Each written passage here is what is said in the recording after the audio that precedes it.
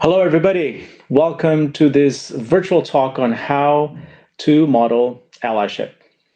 This conversation is going to be about how we can all contribute as members and allies of the LGBTQI community to influence change in all levels of power.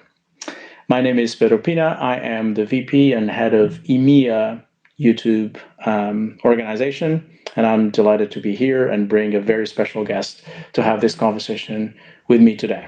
Now, all of us are joining the incredible I Am Remarkable initiative, which, as everybody knows, is now a global Google initiative that strives to empower everyone, particularly women and underrepresented groups, to celebrate their achievements in the workplace and beyond. As everybody knows as well, we are running this from September the 8th until September 15th in a digital experience featuring virtual talks, online workshops, and confident boosters, which I hope this is going to be as well.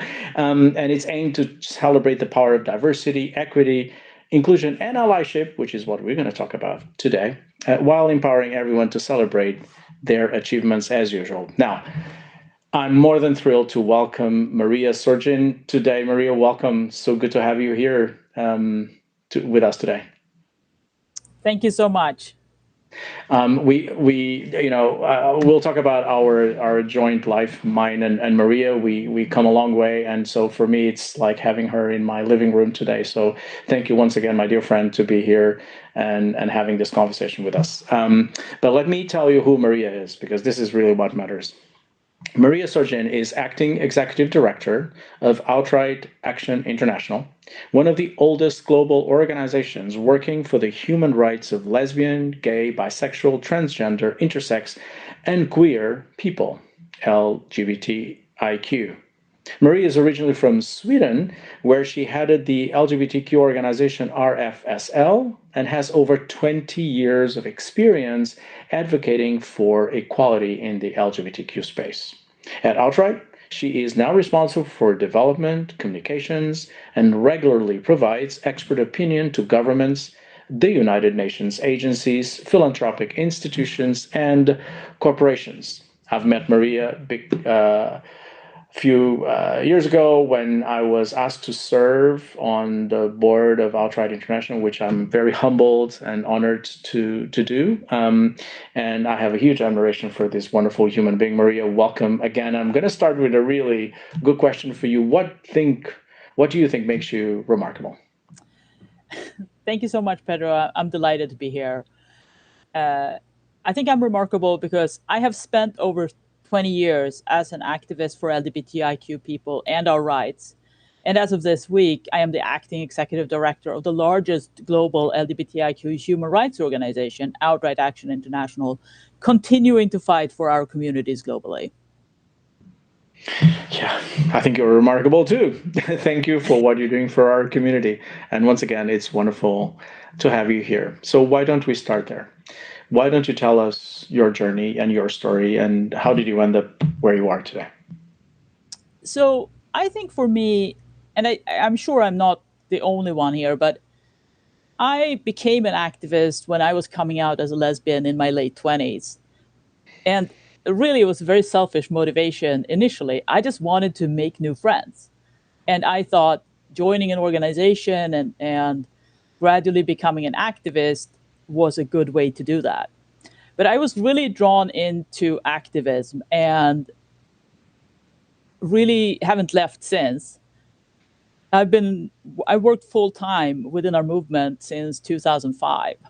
And that has been an incredible journey for me personally, from leading a national organization in Sweden to now leading a global organization. And it's been incredible. I have seen a lot of change in this time. There is still a lot left, many things that have to change. But I've seen also what we can do as a movement when we come together and how we can create really a better world. And so for me, that's an incredible, it's incredibly exciting, and I'm so grateful to be part of it. Hmm. And so, can you tell me a little bit about your personal journey per se? And by the way, what are the pronouns I should use if or anyone should use in addressing you? They or she are both good with me. Okay, great. Do you want to tell us a little bit what you can or want about your personal journey so that we can all relate to where you come from before we address what you're doing today at Outright? I think for me, it really was sort of wanting to expand my circle of friends, and the activism has really become part of what has shaped me as a person. And in sort of coming into myself as a non-binary lesbian has really been a big part of that. And of Mm, course, you know, it has been about the activism. It has been about family. It has been about expanding my circle of friends to now having really a global circle of friends, mostly from the LGBTIQ movement and beyond. And that has been really a big part of what has brought me to where I am today. amazing. And people would think that, coming from Sweden, probably it was easy for you, maybe because, we have this, everybody has this impression that Sweden is this sort of Shangri-La when it comes to human rights and when it comes to equality. Is this true? Is this fair? Is this, how can you give us a sense of, was that a good starting ground or is as hard as everywhere else? I mean, I think there are things are hard in different ways in different places. Mm, And I think it can be, for a lot of people, it can be hard no matter where you are. It really depends on your close circle of friends and your family. For me, it was quite easy, I have to say. I think it's a process for everyone. It's a process for everyone's family. It's a process for ourselves. Many of us have to battle some of the internalized homophobia that we have picked up mm, as we're growing up. And I think mm. that's true for a lot of people, no matter where we're from. Yeah, it's good. So, Yeah, great point. And here you are, catapulted into now leading Outright International, which is an extraordinary organization. Do you want to tell us a little bit more about the mission of that organization and what do you want to achieve? yeah, absolutely. So, Outright is a 30-plus-year-old organization fighting for human rights for LGBTIQ people everywhere. And this is crucial because 67 countries still criminalize same sex relations, and many more countries where trans, non binary, and really anyone breaking gender norms risk discrimination, persecution, and sometimes even death. Mm, Outright works at the United Nations. We're the world's only LGBTIQ organization focused on UN headquarters. We're the secretariat of what's called the LGBTI core group, which consists of over 30 governments with a commitment to advancing LGBTI rights.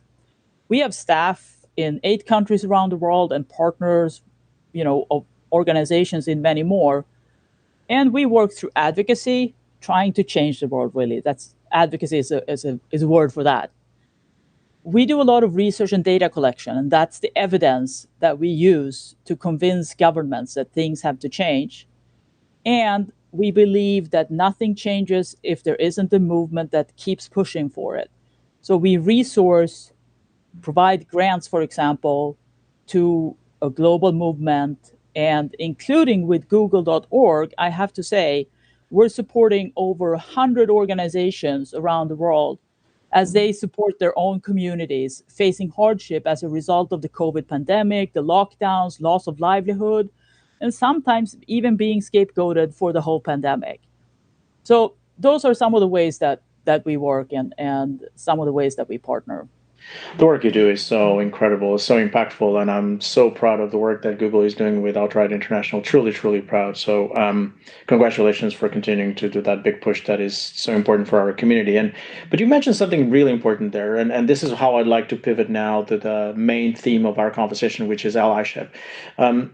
Activism, it's all about, especially at Outright International, collecting the data, collecting the evidence of the need for change, and then working with the governments, as you said, to actually impact that change. But we do know that change only ultimately happens the moment those that have power, usually not part of the underrepresented groups, are the ones who change, right? So it's parliamentarians full of non-LGBT people that actually have to change their minds and change legislation for things to be equal in terms of rights for groups like the LGBTQ community members. So, question to you is importance of allyship. It feels to me that it's at the core of what you do. Is that fair to say? And would love to hear you more about this. Absolutely. I have to preface this by saying that I think it's important to know that groups are fighting around the world to create this change. And you can't just sort of parachute rights into somewhere else or expect it to happen automatically. Mm-hmm. Not even, when you have a few parliamentarians on your side. But allyship is crucial. Minorities, by definition, are fewer than the majority. Exactly. And so convincing other people that they need to be on our side, they need to be taking a stance, and really human rights should be for everyone, no matter what. That is key to the way that Outright does our work. And it's key to creating change around the world. I agree. And what do you think is happening from an allyship standpoint when it's specifically talking about the LGBTQ community? How do you think allyship is changing? Do you think it's going in the right direction? Is the trajectory good? Tell us a little bit more about that. Since you have the global lens, you can see what's happening, right? So give us good news. I, if I wasn't an optimist, I could not do the work that I do. So I think long term, I think we're winning. I think overall, things will continue to change for the better in a lot of places. But it's not a linear change. And it's not something that's always automatically going in a positive direction. What we see is positive developments in some places and very negative developments in some other places. And some of that is what we like to call a backlash. Because our movement is becoming more and more visible, there are organizations in a majority of the world's countries. We did a mapping a couple of years ago. There were only 30 countries in the world where we couldn't find a single organization.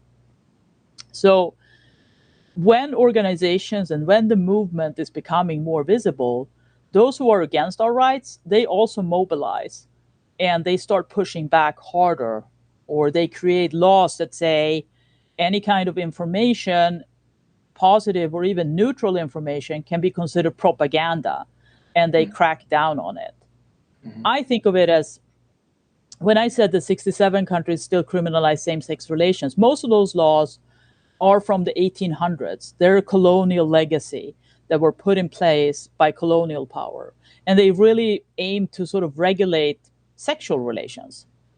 What we see now is that governments and movements who are against our rights, they may not care as much about sex, but they care about our organizing. It might be worse to them that we wave a rainbow flag somewhere, or that we teach children that families can look, different. That might be more important for them to try to regulate than whatever sex people have. And so that backlash is very real. So I don't want anyone to believe that, if we just wait, things will get better everywhere, because that's not the case. It's And is a it and is constant it fight. And is it fair to say that in moments of backlash, never allyship is so important? Because these are the moments when after 3 steps forward, if there are 2 steps back, those are the moments where we need allies the most. Absolutely. And I think that allies play a crucial role sometimes when we who are part of the movement are discredited. Sometimes we will hear, well, you only speak on your own behalf, as if there was anything wrong with speaking out for yourself. I firmly believe that not only is it everyone's right, but it's really crucial for us in order to make advances, is that we can speak out on our own behalf. But sometimes that is used against us as if it's, we're only speaking for ourselves. And in those cases, it can be incredibly powerful to have allies speak up. And I also want to give one other example. I think sometimes, even when it comes to, of course, there are more out politicians, parliamentarians, leaders around the world. But sometimes it can be hard, even for them, to really push rights for LGBTIQ people because they don't want to be seen as siloed or they don't want to be seen necessarily as champions always. And sometimes it can be easier or a stronger message if allies speak out, claiming no, I'm not speaking for myself, but I'm speaking for other people. So I think it's really important to have that combination of both. Yeah, I could not agree more. Great perspective. I wanted to also talk about allyship inside the community. So sometimes we talk about allyship when it comes to this community be accepted with a large majority. But you and I know that this community is composed with all these letters, and the acronyms do vary around the world. So it's difficult to find one single acronym that works around the world. LGBTQI plus, and they all come in different shapes and forms around the world. But we also know that you know as a reflection, in fact, of cultural pressure in society, we also know that for the longest period of time, L and G really were overpowering everything else. And the community may not have been as united as it could have been. People looking from the outside think that one single rainbow flag covers the entire community, when in reality we know that sometimes internally that is not the case. I would love to hear you speak about that and the importance of even allyship being developed inside our own LGBTQ community. I'm so glad you asked that. I think it's so important that we develop and strengthen the allyship within our own communities because we're not just one community, we are many communities. And having an intersectional lens and being able to think, really being able to think and have more than one perspective in your head at the same time is crucial. And one of the reasons why I think this is extra important right now is we have seen the beginnings of a lot of anti-trans rhetoric in society more broadly, but also within our own movement, where Mm-hmm. we have seen some self-proclaimed feminists, including some self-proclaimed lesbian feminists, speaking out against trans rights as if there was any kind of contradiction or conflict between feminism and women's rights and trans rights. And there really isn't. I mean, Outright is a feminist organization. We always apply an intersectional lens. And you can fight for women and for trans people and for all people at the same time. And you don't have to choose. So I think it's very important to speak out publicly about allyship within our own communities because it really is sorely needed. And I 100% agree. And so, can you give us an example of how you've seen that allyship coming through when it came to becoming inclusive inside the community? Can you give us two or three examples that come to your mind that really illustrate what should be done, and how simple actions from the members of the community can really have an impact? I think there are so many ways, and part of that is through the way we organize. So making sure that organizations, there can be both trans specific organizations and lesbian specific organizations, but they can also be LGBTIQ organizations, and we can work together. And making some of those things visible, I think, is crucial.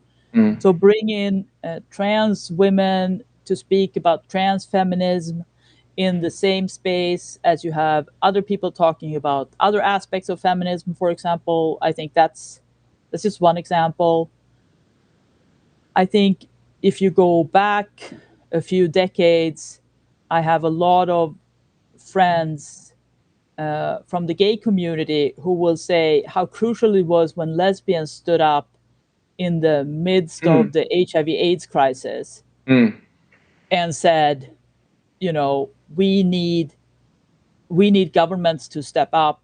We need everyone to recognize that this isn't something that is just being hurting a marginalized community that we can ignore, but Yeah. really coming together to speak up about that. And I think there are so many different ways to do this, and it really shows that we can be stronger together. But it doesn't mean that we have to silence any one particular voice within our community. We can create platforms so that everyone can be heard. Great. Now, some people that are watching us today may think, okay, I want to be an ally. I'm convinced Maria's speech was great. I want to jump into this bandwagon of allyship. I want to reach out, extend my arms, and be part of the movement. I don't even know where to start. Well, I'm set in my ways. I have my life. I have my habits. I have my friends. I'm used to do my stuff. I'm compelled intellectually about what you're saying, but I don't even know where to start. So, what are your thoughts around how can people become active allies? I think a great way to start is to maybe learn a little bit more. If someone feels that they're not already an expert, I think learning more is a great way to start. And we all have access to so much information now, so it's very easy, I think, to learn more. And you can even adapt it to whatever your style of learning is. You can go on social media, or you can go on YouTube and follow some people, or you can read books. But start by learning a bit more. Or you can follow outright on social media if you want to learn more about what's happening around the world, because we regularly report about things that are happening. So I think learning more is a great step to start. I think second is to make a commitment to be an ally in your personal life. Mm. And I think that is something we often talk about, how important it is for LGBTIQ people to be out. I think that is something that over the last several decades has been something that we have sort of said, okay, well, that's the best way to advance things, because if we're visible everywhere, people know that we are everywhere. Mm-hmm. And I think it's similar for allies. And it's not something you can't just assume that people will know that you're an ally if you never speak up. So I think it's about, of course, if you hear someone saying something that's where they express their prejudice, for example, Mm-hmm. Mm-hmm. if you're an ally, you have to speak up. You have to say, no, I don't agree with that. But you also, even if everyone is tolerant and accepting and loving around you, so you never have the need to speak up and be critical of anyone, then you have to find ways to vocally be an ally anyway. You have to look for those examples. You have to pick up and speak out. I think that is what you have to do.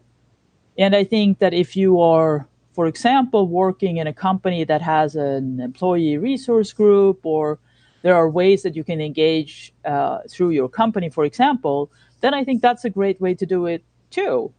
Or you can become a member of an organization in your country to show allyship in a concrete and real way.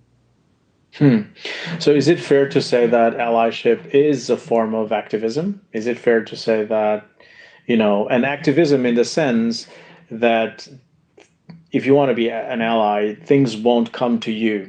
They won't come to you in a silver platter. They won't come to you ready for you to become involved. You actually have to do something about it. You have to move. You have to. The reason why I'm calling it's a form of activism is because you have to act. You have to do the steps in order and the reach out movements in order to be more inclusive and understand another part of society around you. Is it fair to say that it's a form of activism? Yes, I definitely I love what you just said. You have to act. I mean, that's part of it. It's you have to, for me, I think allyship for me is very linked with one of my favorite words, which is solidarity, Mm. where you act and you think about, basically you think about people other than yourself. And from my perspective, I think it is important to be willing to step into that, to take that responsibility, to take action, and also don't expect big thanks for it. I think that's, maybe you will be thanked and that's great for you. You should, you should feel great about that, but don't expect it. Don't think that just because you're speaking up, that is, should force LGBTIQ people in your surroundings to be particularly thankful. It's like, it should be something that you do because you're driven to it by your own conviction. Mm-hmm. And in general, of course, it's important, it is appreciated, but don't necessarily think that other people are going to thank you for it. You're going to run into some conflicts. That's going to be natural. If you consistently speak up as an ally, some people are going to criticize you. And you're going to realize that when LGBTIQ people say that there are situations where we're discriminated, some people think that, oh, but that's a thing of the past. It doesn't happen anymore. If you actively engage as an ally, you're going to see that it is still happening. And some of that is going to spill over on you potentially as an ally. And I would just encourage you to be brave and just keep doing what you're doing. And actually, if you are reached by some criticism, it probably means you're doing something right, because you Absolutely. are trying to change status quo. And some people don't want that. But those of us who belong to the LGBTIQ community, and those of us who are actually, I mean, all of us are part of some minority in one way or another.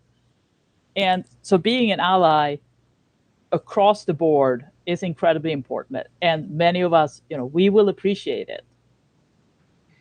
That's wonderful, and I love what you just said, and it's incredibly inspirational as well. I was the one thing I was thinking about this morning when I was coming to the office and thinking about this conversation we're going to have is the importance of proximity. So back to the point that you made of, choose to act and choose to get informed. But there's also something to be said about proximity. One of the things that I find phenomenal is when you look at the wave of elections we've been having in the last, I don't know, 5 to 6 years, and you look at the composition of those elections, typically the anti-immigration, for instance, people that don't like diversity, people that are anti-diversity or anti-immigration in several countries around the world, they tend to, funny enough, live in places that have no immigration. Heavy urbanized areas in countries around the world tend to be pro-immigration, pro-diversity, because they actually they are neighbors, they live side by side with people that are different, and they are the ones who understand that by living and by experiencing that proximity, they understand the importance of lifting the floor for everyone and giving everyone a voice and everyone a chance to have equal rights. So do you agree to this? Is this something that you've experienced as well? And how do you think this reflects into the driving forces of allyship? So there is some research that shows that if you know someone who is LGBTIQ something, you are more accepting and less discriminating, and potentially also a better ally if you're outspoken about it. And I think that of course, that's part of it. But at the same time, not everyone can know someone who is out LGBTIQ. There are many places around the world where people can't be out. It's not safe. Mm-hmm. And so I think what people can do as allies, it's also about, we have seen the impact of mass media, for example. Like, okay, maybe you don't know someone who is gay, but maybe you watch television, you watch a telenovela, you watch something where people come into your living room through your television or through your social media or through the books that you read. And so while I think it's great if people are out when they can be and when it's safe and when it's good for them. I think it's also important for those who want to be allies, regardless of whether they know someone, to find out more and to try to connect. So that's one thing. But then I also want to pick up on what you said. I mean, it's not uncommon for those who are anti-immigrant, for example, to also be anti-LGBTIQ. So sometimes you see those things go hand in hand. And sometimes you see people using the LGBTIQ community to bash immigrants and to say, well, we don't want immigrants here because, we want to protect our gay friends and they're going to be anti-gay if they come here. And all of that is just rubbish, like trying to drive a wedge between different minorities is a, is a horrible kind of argument, and something that I feel it's incredibly important for us in the LGBTIQ community to not lend ourselves to that. To say no, don't pretend to be my friend now, just because it's convenient for you to use us to bash someone else. You're right. I never thought about that. That I never thought of in several conversations we've had about. I never had thought about that. That was happening. But you're right. You're absolutely right. So it's interesting how how people are tactical about how they use the closeness to the community. I wanted to finally ask. I'm sure we're going to have questions, but before we jump into the questions, and please, if you want to ask questions, please do. We will have access. We'll select a few to ask Maria today. But I wanted to ask you if there's one thing that people back at home. Well, before that, actually, I wanted to ask you first.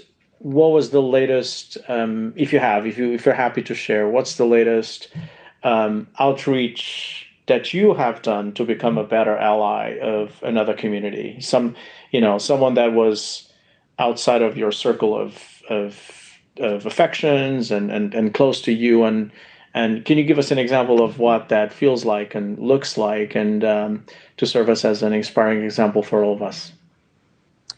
I think that all of us have been reminded extra much during the last year and a half how important it is for all of us to be anti-racist. And I think that is something that I want to be a more vocal anti-racist in all situations that I can. And I think it's incredibly important when we see this anti-immigrant rhetoric sweep across so many countries. I think it's incredibly important for all of us to be more vocal allies around that. And of course, now I live in the US, I see racism exists everywhere. So I'm not trying to say it doesn't exist elsewhere, but the discourse around racism and anti-racism is, I think, in some ways a little bit more advanced actually in the US than I was used to from Sweden. And so learning more about that and being more observant about that for me is incredibly important. Because I love living in a world where we have and we see a lot of diversity. I don't know if it's true, but I read it on the internet that the zip code where I live in Brooklyn is the most diverse zip code in the entire United States. And for sure, it's much more diverse than any place I've ever lived before. And I love it. I love to see all kinds of people from originating from all parts of the world just coexist in the same zip code. I love it. Incredible. And I want to be an ally.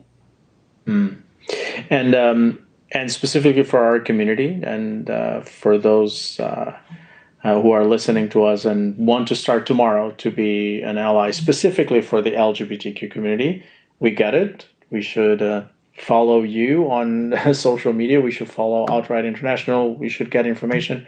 What else should they do? What else on their personal lives what are the options that they have? What kind of examples have you seen from other people who actually became, they were in the dark and all of a sudden they became allies and got you inspired? I really think it is a lot about the speaking up, taking Mm, opportunities when something is in the media to just speak out and be a little bit more, a little bit vocal about it. I think that for me is something that I always strive for in my own allyship. I try to hold myself to account about that, and I love it when I see allies do it. And I know that actually all of us in the community appreciate it when someone else comments on something that's being said or comments on something that's in the media. I think that's really a great point to start. I also want to really encourage people to think globally. There's something about sort of the act locally, think globally. I think you can actually act globally too. And I think picking up and understanding and following what's happening around the world, I think is really important. And mm, it is also about realizing that even if you live in a place where rights have advanced, there's a lot left to do around the world. And mm. to be a global ally, I think, is also incredibly important. Oh, that's interesting. So it's not about only your neighborhood or your country. Maybe you can be an ally beyond just, nowadays with internet, it's so much easier, right? You can be connected to people around the world, and it's easier for you to extend your arms and become a global ally. So I like that. I love that idea. Okay. All right. Before we go to before we go to the questions, just to remind everyone that Outright is part of the Google Matching Program. So please make sure that you check it out and donate for the cause, as Google will be matching your donations. I've done my part. Maria knows that, and it's a great opportunity. So this is a great ability for everyone to collaborate and to contribute and be an ally, actually.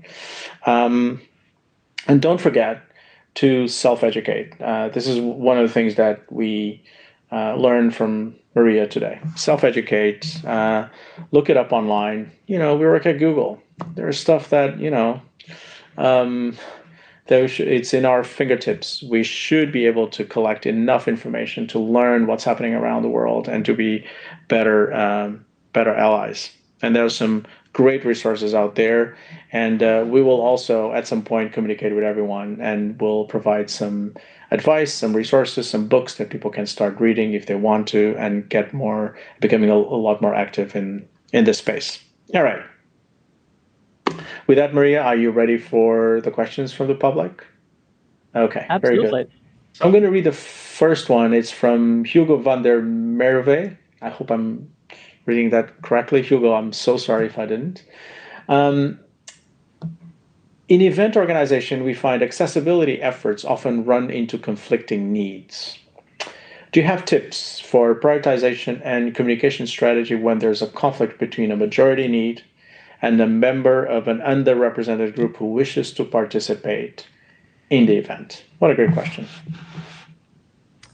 I think often any kind of perceived conflicts can be resolved by talking, just communicating and discussing with the people involved and finding the workarounds. I think if you are just willing to find a solution, you can often find one. And I think it's important to not think really basically around human rights in general, to not think of it as like it's not a pie, and if you give a slice to someone, it means you have one less. That's not how it works. You can often find ways to include everyone regardless, and find if it's a specific need of just one person, see if you can work with that person, or if it's a group, just communicate about it and have open conversations. And if there's something that you don't know, then ask. That I think would be that's a my great. advice. I think that's a great point. I was just looking at it and thinking, the operative word here is conflicting. So if we're talking about conflicting needs, there's some need of allyship over there, right? Because there shouldn't be a conflicting need, right? There's a need for sure, but it shouldn't be conflicting. And maybe trying to address that, and starting to address that could be potentially a good solution. Great question, Hugo. And Hugo has another question. Have you, Maria, experienced a well-meaning ally speaking on your behalf, but making you cringe by getting it wrong? You don't have to mention names. You can just talk about the I issue. think I think everyone in the LGBTIQ community and beyond can think of some examples around this. And again, I think it's a question of balance. I think it's important to encourage allies, but I think it's also important for allies to realize that they have an incredibly important role to play, but they shouldn't take over and they shouldn't speak on behalf of. Whenever possible, invite someone from the community to speak to their own needs. Yeah, it's a But great then answer. I also think that if we all had to be 100% sure that we were getting every single thing right before we opened our mouths, many of us would have to be quiet a lot more. And Mm. I've said many times in this conversation how important I think it is to speak up. So don't be too afraid. And if you say something wrong, you can apologize.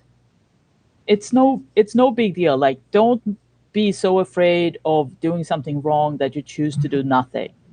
Just because it's safer doesn't mean it's better. Yes, absolutely. And when you are on the side of the underrepresented group being spoken about, you also have to be more tolerant and teach. It's a teaching opportunity for the ally to say, it was a cringing moment. We all had that. I think you're 100% right. I've had several of those. But it's also a teaching moment where you can pull that person aside and say, hey, that thing was not just okay. And that's fine. We understand it comes from a place where you don't know as much. Let me tell you how it feels on this side and how you can do better. It's always a great teaching opportunity. Okay, from Andrea Di Lecce or Lecce, I'm not sure. Apologies again. How do you answer someone when they say, well, racism, sexism, homophobia? Well, those things are not a problem anymore. So why are you even talking about it? I see this so often online, most often by cis straight white men, although others as well. I don't encourage the trolls. Um, but what is a good answer to someone who thinks that because they don't see or experience it, it doesn't exist? Good question. Yeah. Yeah, this is a great question. And it's also a very hard question. It's not, I don't have sort of a magic answer to this.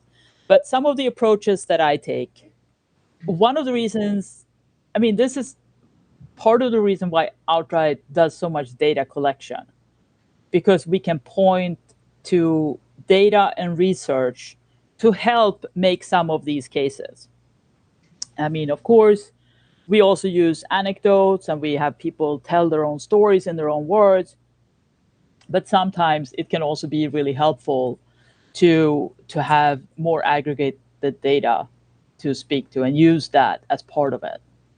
And I think, for all of these, racism, sexism, homophobia, transphobia, all of those, there are many examples and a lot of data why all of these that show that all of these problems still exist. So I also know none of us can engage with all of the trolls, but I think especially the way I try to engage is not to engage with the ones who are the furthest from me, but I try to make sure that what they say can't be read by the people in the middle and thought to be the truth. So when I do engage, especially if it's online, I try to think of those people in the middle as my audience.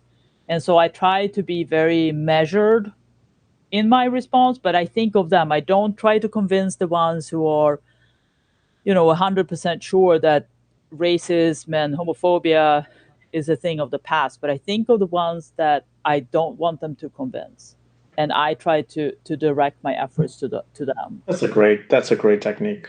Don't go for the extremes, right? Don't waste your time for people who are not prepared to be convinced. So it's truly a waste of time. I agree with you, and waste of energy. All right, from Luke O'Rafferty, how can I be most useful instead of coming across as a white knight?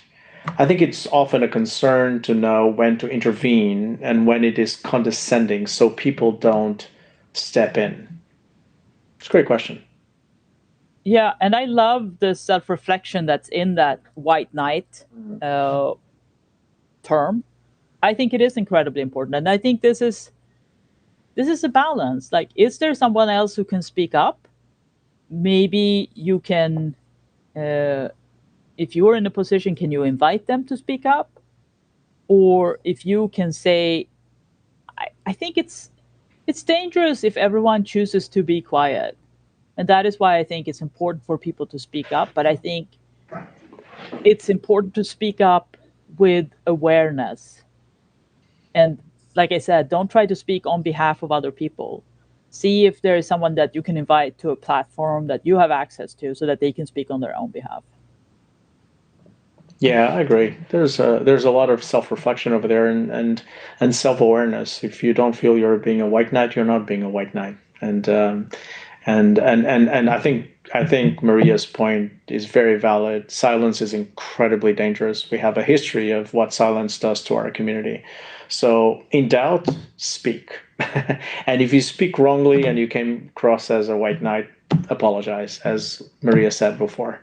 It's better to be in that situation than not to speak at all. All right, Mariana Saraceni is asking, if there were just one allyship asking each person from the audience today, what would that be? Yeah, I think I would have to pick the speak up. I know we talked about that already, but I think that is the key. Like, be an ally is something you have to do actively. If you're just an ally in your head and no one knows about it, it is not worth nearly as much. It's great to have right values. I'm not saying anything. There's nothing wrong with that, but you want it to be something that you actively do, that other people notice, and ideally that other people sort of recognize and value as well. Like, you want to be known as an ally, and to be that, you have to speak up. Great. Okay, from Natasha Cascone. My question is, in order to include more LGBTQ people in companies, is it required that people define it during the recruiting process? Can you please just tell us more about how to measure this value in the business? Thank you very much. I think of course, it's a challenging question. I think there are lots of people who are not going to tell you if they're part of the LGBTIQ community in the recruitment process. And that is because, in spite of what we're talking about here, there is still a lot of discrimination that's happening in the workplace. So, not for sure, not everyone's going to be out. And I don't think there is any way of pushing people or forcing people. Make it, you can just lower the threshold for people as much as you can. And if you're a company that's actively recruiting for diversity, I think the company should be very explicit about it. And that will encourage people to apply, and it might encourage them to be out about it during the recruitment process. Not everyone has an opportunity to sort of be in the closet, but if they do, they might choose because of past experience or just sort of based on statistics around discrimination.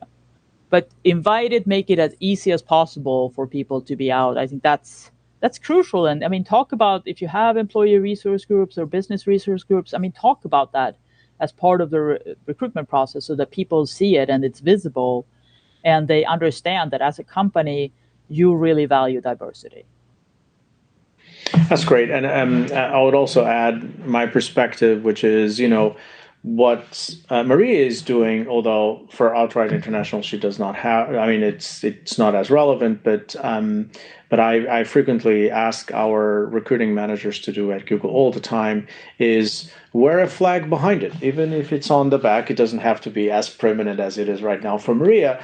But imagine you're in a normal recruiting process and you're going through, I don't know, 10 interviews with a pool of candidates, and you have in the background, whatever you have in your office or at home, but you also have a rainbow flag there. That in itself provides safety to candidates on this side. And they will know that they can come out, and they will know they will be able to speak out if that is the case. I certainly use that all the time, and it works like wonders. And back to your point, as a company, we also have to make a huge effort in making sure that we know that we are an inclusive company, we have inclusive values, that we cherish the LGBTQ community. So we make that very, very public, and we do a ton of recruiting efforts around it and around the community. But again, signaling is incredibly important. So I recommend all the hiring managers to please use the screen that you have behind you when you're having interviews, or if you invite candidates inside your offices, to please use the facilities around you to send the right signals to to put people at ease, and signal really allyship, which is really what we're talking about here. Hugo from the initial questions came back with one more question, and here's the next one. Choice of letters in LGBTQIA plus acronyms can be very tricky. Yeah, I agree with that. People are often conscious about their choices, organizing FINTA events instead of FLINTA, for example. Is there specific reasons why Outright Action International chose their specific set of initials? That's a great question. I don't know the other answer. Actually, I'm curious about that, about this question. There is definitely a specific reason. So Outright Action International, when we were founded in 1990, we were founded as the International Gay and Lesbian Human Rights Commission, IGLHRC. And even though we worked on trans rights, we had some intersex initiatives, we certainly worked on issues relating to bi people throughout our entire existence. For a long time, it was just the gay and lesbian in our name that signaled it. Yeah. And when we decided that it just wasn't good enough anymore, we were pushing governments to be explicit about their commitments to trans rights, for example. It just didn't seem genuine. We couldn't be known as gay and lesbian only and push other people to be more explicit. So that's when we changed our name to Outright Action International in 2015. And we very deliberately chose not to include any acronym in our name. And that's also when we started explicitly saying LGBTIQ. But we did so knowing that that is probably not going to be our acronym forever, that there are going to be changes to the acronym that we use. And at least we won't have to change the name just because the acronym changes. So I think it is important to pay attention to the different parts of the acronym and not just to use it sort of automatically. You also have to realize that there are specific needs of bi people, of intersex people, of lesbian. You have to do specific things too. And then you have to pick an acronym that works for you, that is inclusive of what you want to do. But as having been an activist for over 20 years, I have seen the acronyms change multiple times, and I expect to see them change again.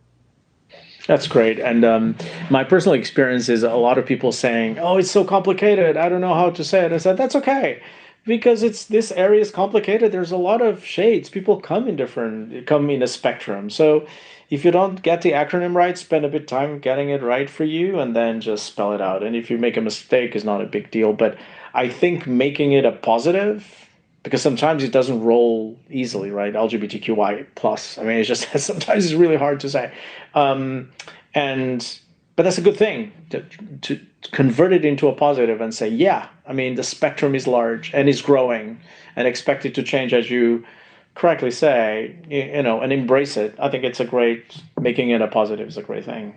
And I think also, I mean, for us as a global organization, and for anyone who pays attention to things globally, I mean, there are so many identities that have been around for hundreds of years that already have their own words, like hijras and fafafine.